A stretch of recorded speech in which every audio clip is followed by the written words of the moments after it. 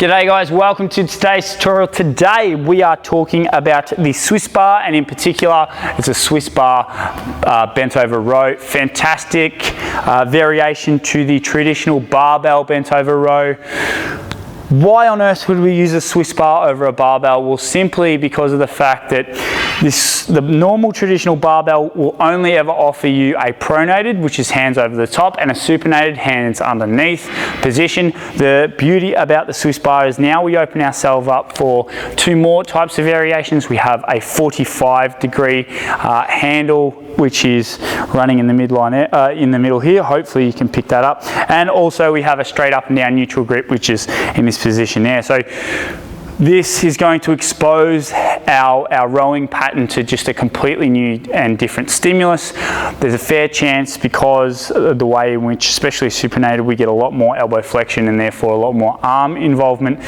You might find that, say in a neutral position, because of brachialis and probably not so much activation through the bicep, you'll find that you might load your back up a little bit more, or you may not be as strong as this lift as potentially you might be with a supinated lift and or a pronated lift, although pronated is probably not going to activate your biceps that much either. Okay, so how do we set up for this particular lift? It is exactly the same way as we would when it comes to the barbell. We just need to accommodate for obviously the wider width of the barbell itself, because of where our hands are going to be positioned. So that may throw off your row just a little bit. We might need to change a few things, but all in all, it'll be setting up exactly the same way as every other row. Now, what do we need to know about a row, especially a row that is using either a dumbbell or a barbell? Overall, it's free weight. So any row using a free weight, we need to make sure that not only is our upper back taken care of and our back is looked after, but our lower portion of our body needs to be a strong foundation in order for that to occur. So we need to pay particular importance on our lower body, and then that should flow up into our upper body. Right, so what we want to do with our lower body, especially with all rows, is that we want to screw our feet into the ground, and we want our knees to be feeling as if they're going to push outwards rather than be straight in line with our toes. So we're thinking inside knee, outside toe. When it comes to our feet, we're looking to create 3 points of contact and screw our feet into the ground. Another way for you to understand this is pretend I've put a piece of paper underneath your feet, and you're going to pull that piece of paper apart and rip it down the middle, or if you like, you can use a line. I don't know if you can see any lines here. Let's see if this works. Not really. I don't know if you can pick that up or not, but anyway, I put a line in the middle of your feet. I'm just going to pull that apart, and we're going to use that as a cue. So that's one way to create our screw-like pattern. So your knees are going to push out, inside knee, outside toe, and what you're going to feel is your glutes are going to come on. They're going to get nice and strong. Now, when we're in this position here and we're rowing, you're going to notice that your lower back isn't going to be taking the load. It's going to be all about those hamstrings. Now, where we can get ourselves in strife is if we look in the mirrors. The reason being is because when you are rowing and I have my head down and looking ahead, okay, you can see it's a nice neutral spine. It travels all the way down into my coccyx here, okay. If I look up, you can see already how it throws off and it starts to load up your lower back. So this is where a lot of people get themselves in strife, is by simply just looking up, trying to get that glory shot of the biceps and the back pushing through. You're throwing off your overall row, and it's going to make your lower back load up.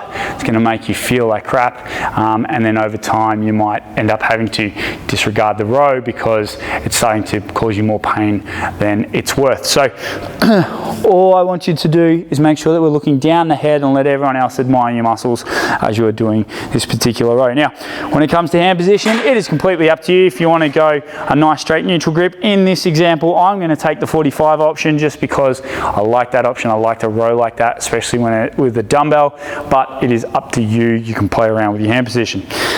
Now, just like every other row, remember the row is nothing without the retraction. So we know what to do with our legs, we know what to do with our head, but what are we going to do with our upper body?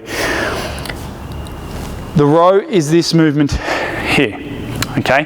It is our shoulders coming together. Now, in order for that to occur, what we need to understand is that the higher we pull with our elbows and then travel past our side, the less range we're going to create through our shoulder blades. And the reason being is because when we bunch up with our arms, okay, you can see already when we bunch up like here, and that's as far as we're going to be able to go because the bar is going to hit our chest, okay? It's all about this joint. We need to create a little bit more range of motion by just simply opening this joint up slightly. So what I'm trying to get you to do is pull to your hips, okay? By keeping this open up, you can see that I get so much more retraction versus if I'm here, and that's as far as I'm going to go because of the elbow joint, okay? So don't rip yourself off when it comes to the row. Remember, all rows, they want to pull you into this position here, okay? And you can see the systemic effect that when, if I'm in this position, then it just flows on down and exposes my lower back, and all of a sudden we might open up with some injury. So in order to make sure that we're not in this position, I want you to pull your shoulder blades back. I want to pull them down, okay? So when we do this, we are nice and rigid, nice and strong. And remember, we're not going to raise our head, because when we're in this position and when the shoulder blades are back and down, I raise my head, I'm going to pivot off this point here. It's going to load up the lower back, okay? So we're looking down and straight ahead. Now, shoulder blades are back and down, looking down in the head, and then from this position, what the weight wants to do is pull you forward. Now, a lot of people are going to go, oh, but you know, when you row, you should be doing a stretch.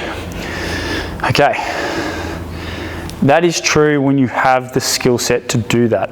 And what I mean by this is that with every row, when people will hear me talk about this and bang on about this for quite a lot, is that a lot of people lose that tension through their working muscles, which happen to be the lats at this particular point in time.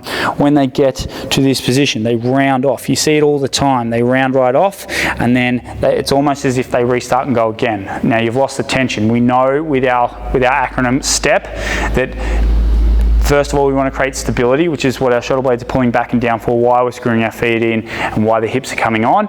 We're creating a nice stable base to pull from. Next, we want to keep tension. We want that working muscle to be under tension the entire time. Right? It goes by time under tension, mechanical tension, all sorts of different names. But at the end of the day, you just want that muscle working that you're trying to grow. Right? So by lowering off and sort of stretching out without keeping control, first of all, you end up in this position, which is going to cause you all sorts of grief, but you switch off the muscle and essentially starting the row again, you may as well just put it down.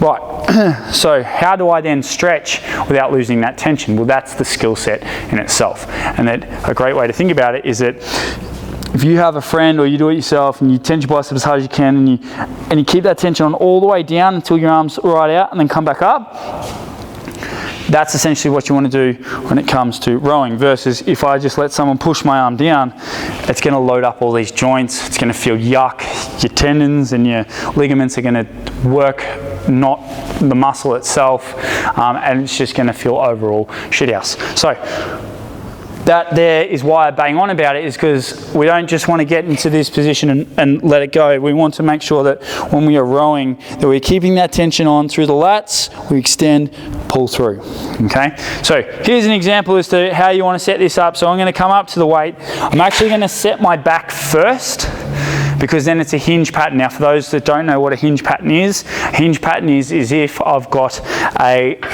a button behind me, such as the barbell, okay, and it's simply going like this, standing up nice and tall and hinging my hips out. Okay, great way to practice this is grab a pole or a barbell, and what you're going to do is you're going to touch your backside on the barbell. So keep loading up through the hips, touch, okay, take a little step forward, touch, and then it's going to keep loading up those hamstrings. You're going to load up your posterior chain, which is from the back of your ankles all the way to the back of your head. Okay, so I'm going to load the back up first. So shoulder blades are going to be pulled back and down. They're going to be nice and tight, nice and strong. From here, I'm going to stand up. Okay, reset that, little steps out, so I'm not too far away from the hooks when I want to re-rack it. Shoulder blades are backing down, my knees and my feet are starting to screw in, my knees want to pop out, and then we're going to hip hinge out so that my hands are just below my kneecaps. Right, so that's point one. We want to make sure that we want to make this as basic as possible. So we want to hit just below our kneecaps and coming up and hitting our hips. So 1 to 2. 2 is hips. All right, and that's all you need to think about. Am I getting below my kneecaps? Am I coming up and touching my hips or getting close to my hips? Okay, so again, shoulder blades are going to go back and down. I'm going to stand up tall, little steps out. Again, reset, make sure the back's comfortable. Screw your feet in, knees are going to go out. We're going to hip hinge out. Hands just below kneecaps from this position, row. 1, or should I say 1 to 2. 2. 2, okay. And then back there. Now, to create a little bit more added tension, what you can do with this particular row, because we are in a neutral hang position, you can think that this is an attached bar and then it attaches in the middle. And then with these hang grips, you can pull them apart. So you're going to create external force coming out this way, whilst also keeping our shoulder blades back and down. And when you do that, you're going to feel the middle of your back come absolutely alive. Okay, so again, especially if, or we'll go the 45 still, shoulder blades are back and down, stand up tall, little steps out, readjust, make sure everything's on, screw the feet in, knees go out, get just below your kneecaps or point 1. From here, hands are going to be pulling out, 1, and you're going to keep that tension on. Okay, stand up,